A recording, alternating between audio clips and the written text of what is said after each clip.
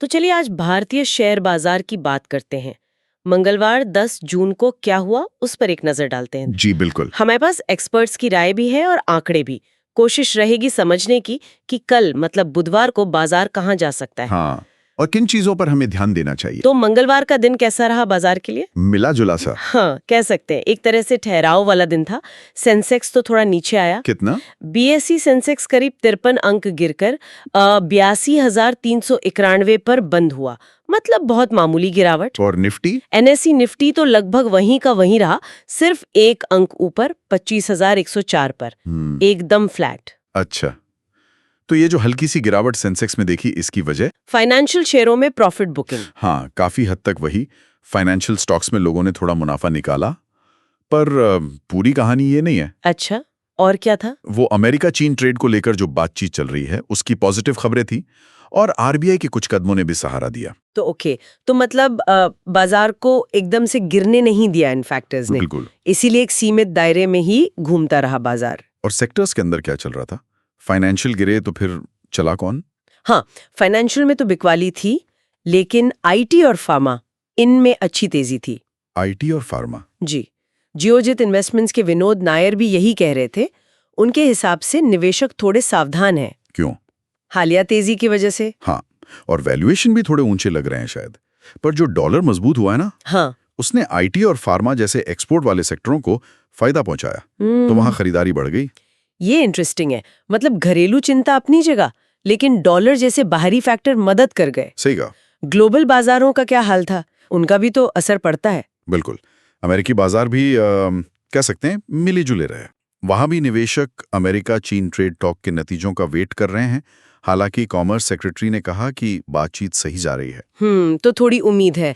Europe का क्या scene था? यूरोप का स्टॉक्स 600 इंडेक्स तो थोड़ा ऊपर था, लेकिन यूबीएस बैंक का शेयर वो काफी गिरा। ओह, यूबीएस क्यों? अम्म, वहां स्विस सरकार एक नया प्रस्ताव ला रही है शायद। बैंक को और ज्यादा करीब 26 बिलियन डॉलर एक्स्ट्रा पूंजी रखने को कहा जा सकता है। बाप रे, तो निवेशक घबरा गए। हाँ, उसी के असर की चिंता थी। समझ गया। चलिए अब जरा टेक्निकल लेवल पर आते हैं। एलकेपी सिक्योरिटीज के रूपाक डे, निफ्टी के चार्ट्स को कैसे देख रहे हैं? हाँ, रूपाक डे का एनालिसिस काफी अहम है। वो बता रहे हैं कि निफ्टी डेली चार्ट पर वो जो पिछला कंसोलिडेशन जोन था ना, हाँ, जहां बाजार थोड़ा रुका था, जी, उसी के ऊपर बना हुआ है। ये अच्छा संकेत है, मतलब अप ट्रेंड जारी रह सकता है। ओके, तो नीचे सपोर्ट कहां पर है? सबसे महत्वपूर्ण सपोर्ट लेवल है 24,850। जब तक निफ्टी इसके ऊपर है, तब तक खरीदारी का रुझान बने रहने की उम्मीद है। और अगर ये लेवल टूटा तो फिर करेक्शन आ सकता है, मतलब बाजार नीचे जा सकता है। ठीक है। और ऊपर की तरफ कहां तक जा सकता है? ऊपर की ओर शॉर्ट टर्म में इंडेक्स 25,350 की तरफ बढ़ सकता है। 25,350। जी, और अगर ये लेवल अच्छे से पार हो गया, तो फिर और तेजी देखने को मिल सकती है। तो 24,850 नीचे और 25,350 ऊपर, ये दो लेवल काफी क्रिटिकल रहेंगे। बिल्कुल। अच्छा, अब जरा मार्केट एक्टिविटी पर भी बात कर लें। सबसे ज्यादा हलचल किन स्टॉक्स में थी? अगर वैल्यू के हिसाब से देखें, मतलब कितने रुपए का कारोबार हुआ, तो रिलायंस पावर सबसे आगे था। रिलायंस पावर कितना? करीब 3,454 करोड़। उसके बाद बीएसई और आईसीआईसीआई बैंक। और वॉल्यूम में, मतलब कितने शेयर ट्रेड हुए? वॉल्यूम में भी रिलायंस पावर ही टॉप पर था, करीब 50 करोड़ शेयर। फिर वोडाफोन आइडिया और जेपी पावर। और कौन से शेयर खूब खरीदे गए? Reliance power, Adani power, Tata investment, Jindal saw, Alok industries, इनमें काफी खरीदारी हुई। और बिकवाली का दबाव कहाँ था? वो Westlife food world, RBL bank, Indian bank और एनबीसीसी जैसे स्टॉक्स में दिखा। अच्छा, और वो 52 हफ्ते वाले हाई लो का क्या ट्रेंड रहा?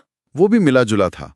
137 से ज्यादा स्टॉक अपने साल के हाई पे पहुंचे। अच्छा, हाँ, लेकिन 33 स्टॉक अपने साल के लो पर भी गिरे। तो मतलब ओवरऑल सेंटिमेंट न्यूट्रल जैसा ही था। हाँ, बीएसई पर देखें तो करीब 1,876 शेयर गिरे और 2,177 बढ़े।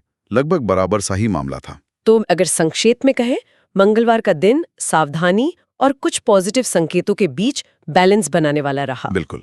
मुनाफा वसूली ने थोड़ा दबाया, पर आईटी, फार्मा और ग्लोबल संकेतों ने संभाल लिया। हाँ, निफ्टी तो फ्लैट ही बंद हुआ। जी, अब आगे ये देखना होगा कि क्या निवेशक और मुनाफा निकालेंगे या फिर वो 25,350 के लेवल की तरफ बढ़ने की कोशिश करेंगे। और जैसा आपने कहा, वो 24,850 का लेवल वो बहुत अहम रहेगा। सही, वो तय करेगा कि बाजार किधर जाता है। तो सोचने वाली बात यही है कि क्या बाजार इस सपोर्ट को बचा पाएगा या सावधानी भारी पड़ेगी। इसी सवाल के साथ आज की ये चर्चा समाप्त करते हैं।